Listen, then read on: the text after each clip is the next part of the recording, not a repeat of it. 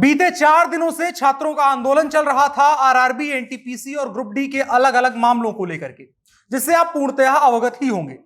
इसमें यह नया अपडेट यह है, कल रात में सुशील मोदी का एक वीडियो आता है जिसमें वो कहते हैं कि छात्रों की सभी मांगे मान ली गई हैं। ग्रुप डी में अब मेंस परीक्षा नहीं होगी, यानी सीबीटी 2 का जो बात था वो अब नहीं होगा। इसके अलावा 3.5 लाख और नई भर्तियां होंगी जो अभी तक रोल नंबर वाली समस्या थी उसके लिहाज से नहीं आएंगी, बल्कि यूनिक 3.5 लाख भर्तियां की जाएंगी। उसके बाद रात में खान सर, जो कि इस पूरी आंदोलन और चर्चा का केंद्र थे, उनका एक वीडियो आता है जिसमें वो कहते हैं कि सरकार ने हमारी सारी मांगे मान ली हैं। कल जो आंदोलन प्रस्तावित था, बिहार बंद प्रस्तावित था, वो नहीं होना चाहिए। जो कुछ भी छात्रों की मांगे थी सरकार द्वारा उन्हें मान लिया गया है। अब बिहार बंद पे आते हैं। बिहार बंद का ऐलान 25 तारीख को हुआ था। कल यानी 27 तारीख की शाम होते होते लगभग सभी विपक्षी राजनीतिक दलों का समर्थन छात्रों के आंदोलन को और बंद को मिलने लगा, जिसके बाद आज सुबह हम सब इसी अंदेशे से उठे कि कहीं ना कहीं आज बिहार बंद का असर दिखाई देगा। लेकिन सुबह सब कुछ आम था, सामान्य था, दफ्तर आ गए, खबरें पता चली कि कहीं कहीं कुछ लोग इकट्ठा हुए हैं, लेकिन वो अधिकतर पॉलिटिकल पार्टीज के लोग हैं। यानी जो कुछ भी छात्रों का था वो आंदोलन बंद वापस लिया जा चुका था, लेकिन राजनीतिक पार्टियों ने इसे सरकार के खिलाफ तमाशा करने के लिए मौका समझा और बाकायदा तमाशा हुआ भी। सबसे पहले कुछ फुटेज देखिए कि वहां पर झंडे किसके थे, उसके बाद इस आंदोलन पर बात करते हैं। ये तस्वीरें डाक बंगला चौराहे की है, पटना की, जहां पर हम लोगों ने जाकर के देखने की कोशिश करी कि क्या कुछ हो रहा है। तस्वीरों में आप झंडे देखिए, वो सभी पॉलिटिकल पार्टीज के हैं। इसमें छात्र संगठन या छात्रों की भूमिका नगण्य है। इसमें कई जगहों पर अलग अलग ग्रुप बना करके बैठे हुए हैं सभी पॉलिटिकल पार्टी के लोग, यानी कि वो एक मोर्चे की तरह नहीं बल्कि गुट की तरह काम करने की कोशिश कर रहे थे। मीडिया के साथ जो बातचीत भी की वह भी अपने अपने हिसाब से की, ना कि छात्रों के हिसाब से। तो कुल मिलाकर के तस्वीरें आप जो देख रहे हैं स्क्रीन पर, वो छात्रों के आंदोलन की कथित हैं, लेकिन बेसिकली उसे पॉलिटिकल पार्टी के द्वारा कैप्चर कर लिया गया है। अब चलते हैं कि आज क्या होना चाहिए था, कल की पूरी पटकथा क्या थी। खान सर को कुछ पॉलिटिकल पार्टी के लोग भगोड़ा क्या क्यों कह रहे हैं।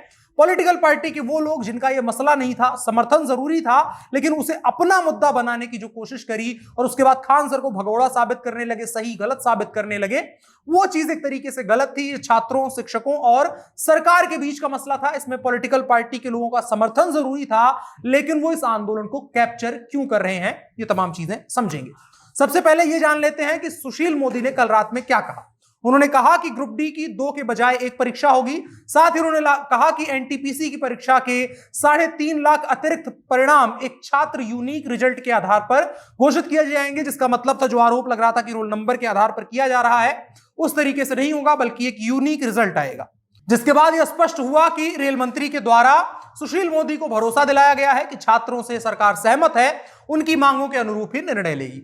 सुशील मोदी ने लाखों अभ्यर्थियों की परेशानी और उनकी मांगों से रेल मंत्री वैष्णव को विस्तार से अवगत कराया। इन तमाम चीजों के बाद सुशील मोदी का वीडियो आता है, जिसके बाद चीजें साफ होना शुरू होती हैं। इसके बाद खान सर का एक वीडियो आता है जिसमें वो कहते हैं कि कल आंदोलन या बंद नहीं किया जाएगा, सरकार से बात हो गई है, सरकार ने हमारी सारी मांगे मान ली है, छात्रों के ऊपर जो केस लगे हुए हैं वो भी हटा लिए जाएंगे। यानी आधिकारिक रूप से छात्र और शिक्षकों की तरफ से यह कह दिया गया कि आज बिहार बंद नहीं होगा। लेकिन अब तक इसमें राजनीतिक पार्टियां शामिल हो चुकी थी और राजनीतिक पार्टियों को आंदोलन या छात्रों से ज्यादा सरकार के खिलाफ बोलने और एक तमाशा करने में इंटरेस्ट था। तो उन लोगों के द्वारा आज पटना के अलग अलग हिस्सों में, खास करके डाक बंगला चौराहे पर, बाकायदा एक प्रोटेस्ट नुमा चीज की गई। उसके बाद कई अन्य पार्टियों के नेताओं ने गिरफ्तारियां भी दी, लेकिन छात्रों और पुलिस के बीच कुछ नहीं हुआ। छात्र लगभग नगण्य थे सड़क पर, जो कुछ उनकी मांगे मान ली गई थी। उसके बाद जाहिर था कि यही होना था। पुलिस ने भी ऐसी कोई कार्यवाही नहीं की जो कि अप्रिय रही। अब आते हैं कि राजनीतिक पार्टियों की तरफ से खान सर को भगोड़ा क्यों कहा गया। कहा यह गया कि सरकार से वो डर गए हैं या फिर सरकार से बिक गए हैं, ऐसे शब्दों का इस्तेमाल किया गया। और यही है, जब किसी आंदोलन के ऊपर राजनीतिक पार्टी का साया आ जाता है, देखिए, राजनीतिक पार्टी साथ दे, उसको मजबूती प्रदान करे, तब तक ठीक होता है। लेकिन जब राजनीतिक पार्टी किसी आंदोलन को कैप्चर करने की कोशिश करने लगती है, तो वो छात्रों या किसी भी विषय या व्यक्ति के हित से ज्यादा जरूरी यह हो जाता है कि वर्तमान में जो उनकी विरोधी पार्टी सत्ता में है उसके खिलाफ एक लंबे वक्त तक माहौल बनाया जाए, उस आंदोलन को स्ट्रेच किया जाए और एक तरीके से पॉलिटिकल मूवमेंट में फायदा लिया जाए। और इसी हित को साधने के लिए खान सर के लिए तमाम अभद्र बातें कही गई। छात्र आंदोलन के जो कर्ता धर्ता थे, खास करके जो खान सर और टीचर्स थे, उनको बिका हुआ कहा गया, आंदोलन बिक गया, ऐसे तमाम शब्दावली का प्रयोग हुआ। अब एक तरीके से अभी तक देखा जाए जो आश्वासन मिला है उसके हिसाब से यह सफल आंदोलन रहा है। छात्रों ने जो कुछ कहा है, उनकी जो वाजिब मांगे थी, वो मान जाने का आश्वासन सरकार के द्वारा दिया गया है। यह तमाम घटनाक्रम रहा।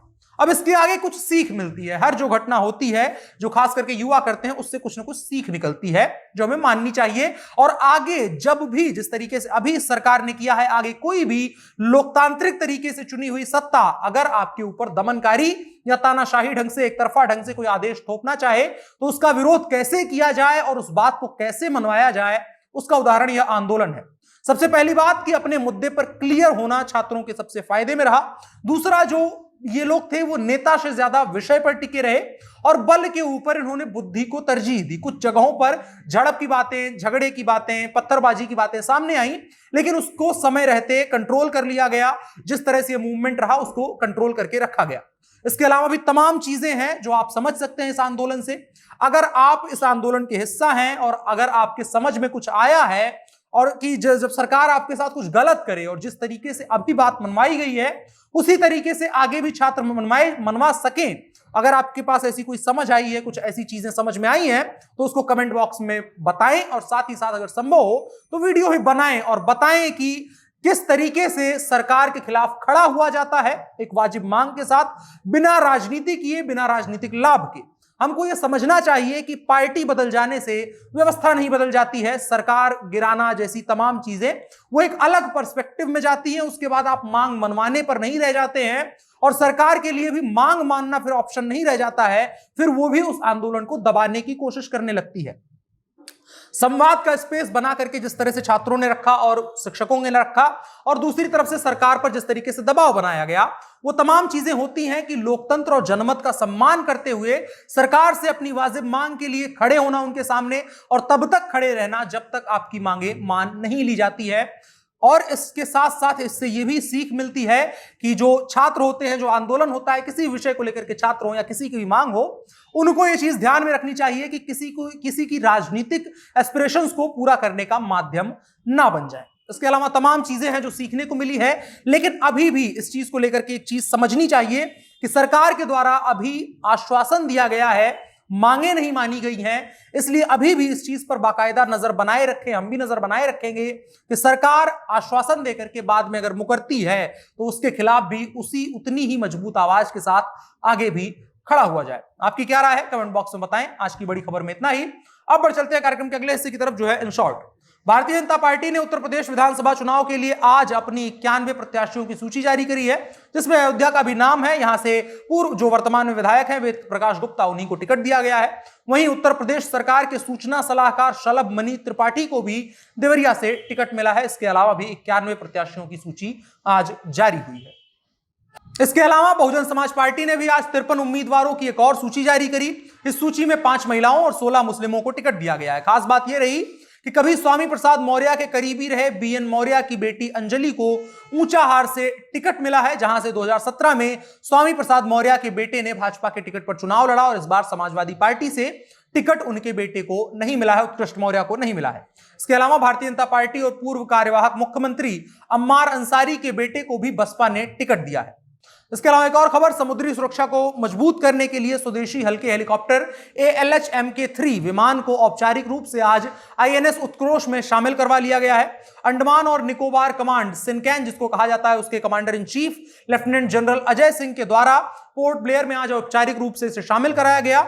ALH MK3 aircraft Hindustan aeronautics limited द्वारा निर्मित है और सरकार द्वारा आत्मनिर्भर भारत को बढ़ावा देने की योजना के अनुरूप सैन्य विमान के क्षेत्र में आत्मनिर्भरता की दिशा में एक जबरदस्त छलांग को दर्शाता है। इसके अलावा एक और खबर, उत्तर प्रदेश से ही सपा नेता अखिलेश यादव ने आज आरोप लगाया कि उनके हेलीकॉप्टर को बिना किसी कारण के दिल्ली में रोककर रखा गया था। हालांकि इसके थोड़ी देर के बाद उन्होंने फिर से जानकारी दी कि उन्हें उड़ान भरने की इजाजत मिल गई है। बता दें अखिलेश यादव को आज जयंत चौधरी के साथ मुजफ्फरनगर में प्रेस वार्ता करनी है, अभी तक नहीं हुई है, लेकिन उनके हेलीकॉप्टर को दिल्ली में ही किन्हीं कारणों से रोका गया था। इसे लेकर के अखिलेश यादव ने ट्वीट भी किया कि हेलीकॉप्टर रोक सकते हो, हौसलों को नहीं जनता समझ रही है। हालांकि इसे सरकार की तरफ से और व्यवस्था की तरफ से जो जवाब दिया गया वो तकनीकी और मौसम की खराबी का हवाला दिया गया था और उसके बाद कहा गया कि जब चीजें सामान्य हो गई तो उनको उड़ने की इजाजत दे दी गई। आज के इन शॉर्ट्स में इतना ही। अब बढ़ चलते हैं कार्यक्रम के अगले हिस्से की तरफ, जो है आज का कानून। बॉम्बे हाईकोर्ट की औरंगाबाद बेंच ने एक पिता द्वारा अपनी बेटी को एक बाबा को दान करने के कृत्य पर कड़ी आपत्ति जताई है, जिस पर अपने शिष्यों के साथ 17 वर्षीय लड़की के यौन उत्पीड़न का आरोप लगाया गया था। न्यायमूर्ति विभा के द्वारा कंकनवाड़ी बाबा शंखेश्वर उर्फ शंभू ढकने और उनके शिष्य सोपान ढकने द्वारा दायर एक जमानत याचिका पर विचार भी कर रही थी, जो एक मंदिर परिसर में रहते हैं। कोर्ट ने टिप्पणी की कि जब लड़की अपने बयान के अनुसार नाबालिग है तो पिता, जो लड़की का हर तरह से अभिभावक है, उसी लड़की को दान के रूप में क्यों देना चाहिए। लड़की कोई संपत्ति नहीं है जिसे दान में दिया जा सकता है। जमानत के लिए 2 आवेदकों पर एक नाबालिग लड़की का यौन उत्पीड़न करने का आरोप लगाया गया था, जो अपने भक्त पिता और 2 आरोपी आवेदकों के साथ रहती थी।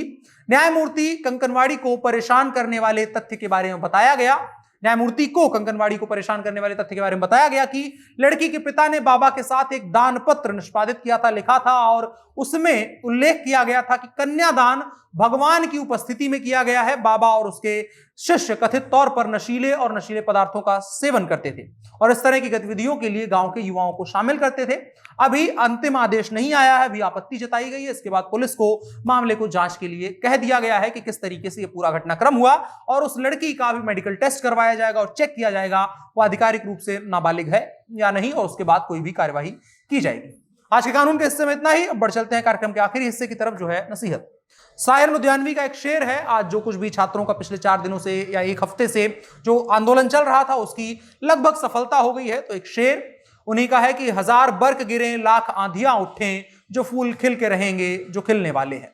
वो फूल खिल के रहेंगे जो खिलने वाले हैं, साफ साफ मतलब है कि तमाम परिस्थितियां हों, लेकिन अगर आपके इरादे होंगे सही और अगर आप में संभावनाएं होंगी, सही होंगे आप, तो आपकी बात हर हालत में कोई भी सरकार हो, कितनी भी दमनकारी हो, कितनी भी ताकतवर हो, उसे मानने के लिए मजबूर ही होना पड़ेगा, बशर्ते आप सही हों, आप सही दिशा में बढ़ रहे हो। फिलहाल के लिए इतना ही, हमें दीजिए इजाजत। आज के अंक में इतना ही, कल फिर मुलाकात होगी। मेरा नाम अनुराग मिश्रा है, आप जनता जंक्शन शो देख रहे थे। शुक्रिया।